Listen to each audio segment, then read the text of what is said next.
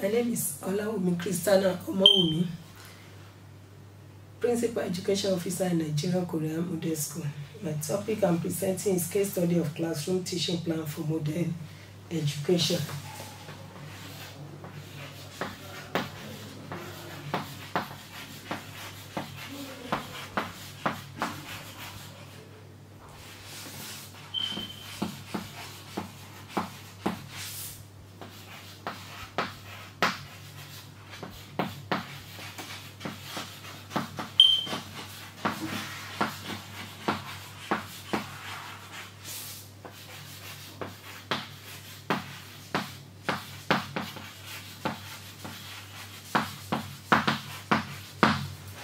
That's the topic, Case Study of Classroom Teaching Plan for Model Education. The topic will be presented under this content: Model Education, meaning of teaching plan, component of teaching plan, effects of classroom teaching plan for model school education, and conclusion. What do we mean by model education? Model education is designed as a pace setter for other schools to see.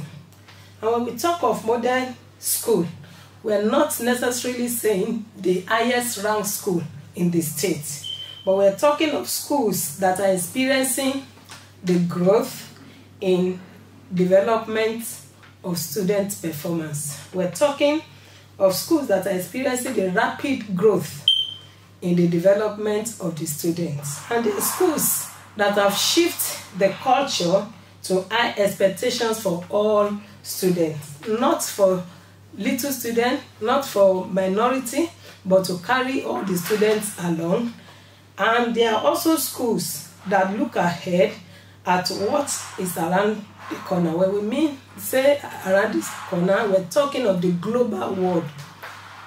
Model school focus on what matters most, and they provide a safe and trusting environment for their students. They also celebrate the success of their students beyond the four walls of the classroom.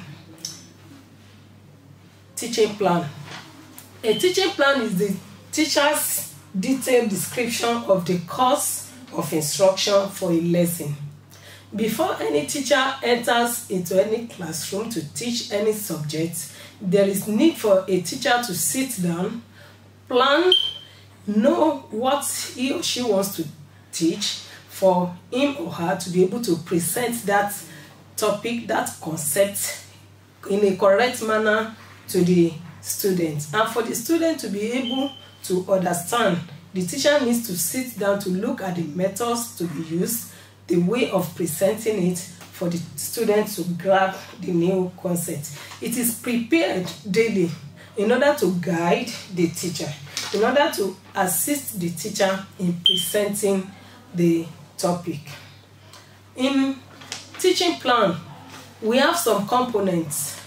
The components of lesson plan are, we have the necessary materials, the general information, background knowledge or previous knowledge, we have clear objective, we have direct instruction, we have the student's activity, and the conclusion. Now, let me explain the components. The necessary materials, they're the materials that the teacher needs for the topic, for the presentation of the topic. And these materials include the ones that the teacher him or herself need, or the ones that the students need. Students are part of the necessary material because they must acquire the writing materials, they must get set for the lesson, they must be on ground. As a matter of fact, without students, there will be no teaching. So the students are part and parcel of the teaching material. We have the instructional material. A teacher that wants to teach will look at that topic.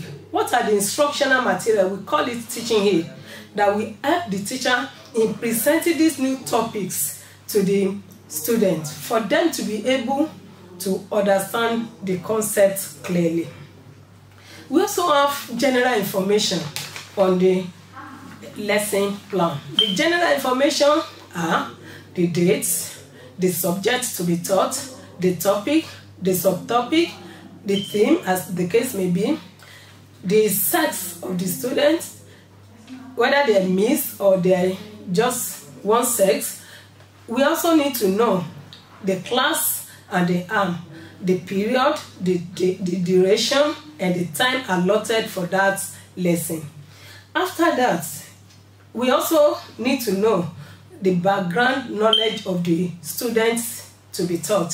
If you are presenting a topic, take for example, you want to teach money in mathematics. When you teach money in mathematics, the students must have something about, they must have idea of money.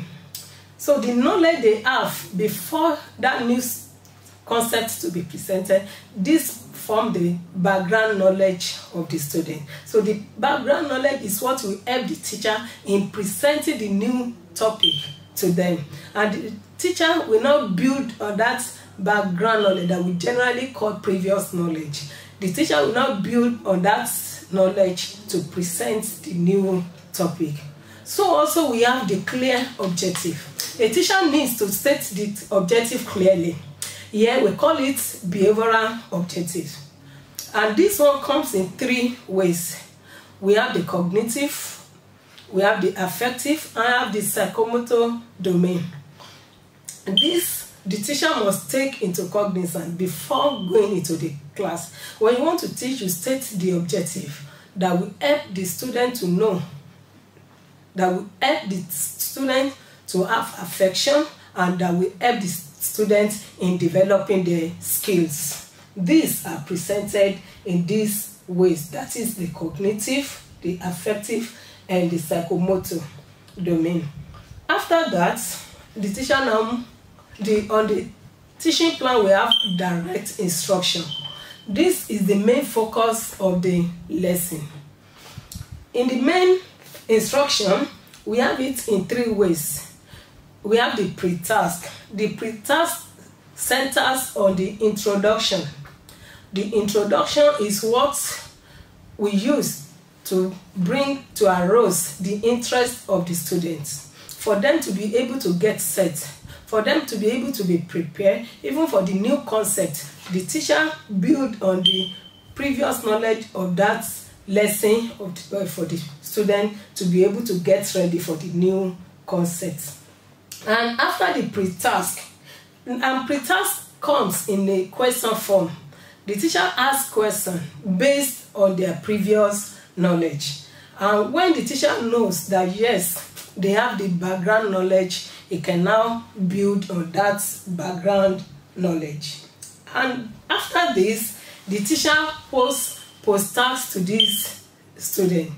And this one comes in a step by step. The teacher presents to the student step by step. We have step 1, step 2, step 3, and as the case may be. After then, the teacher allows the student to do some activities. And we also have the post-task. The post-task is the evaluation of the lesson. And what's the essence of evaluation? The learning point there is for the students to be able to be sure that yes, they have acquired what the teacher is presenting, and for the teacher to ascertain the attainment of the stated objective. The behavioral objective that have been stated, it is in evaluation that the teacher will know, that will be ascertained that yes, the student, they have attained the stated objective. And before then, under the task, the student activities come in.